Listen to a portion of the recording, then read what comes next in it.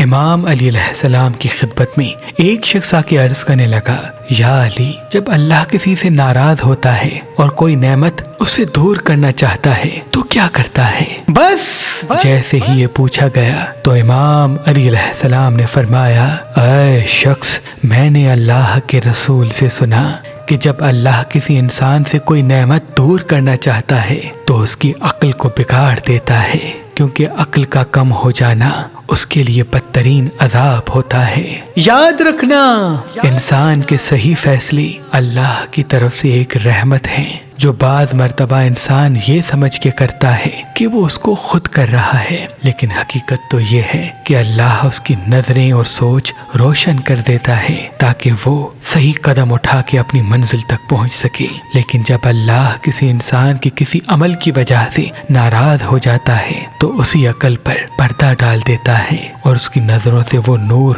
واپس لے لیتا ہے، تبھی وہ غلط اور صحیح فیصلوں کا صحیح انتخاب کرنے سے محروم ہو جاتے ہیں اور خود اپنے ہی ہاتھوں سے اپنے آپ کو برباد کر دیتے ہیں۔